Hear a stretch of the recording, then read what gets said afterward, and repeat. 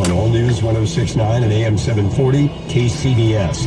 It's Friday morning, November 6, 2020, and coming up on KCBS, could this be the morning the election breaks for Joe Biden? His lead widening in Pennsylvania and Nevada at this hour, increasing the chances a winner in the election could be called soon.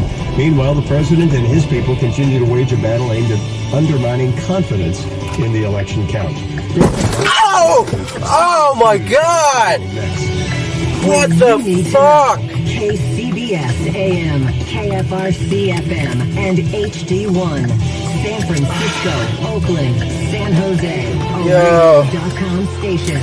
You okay, man? Crap.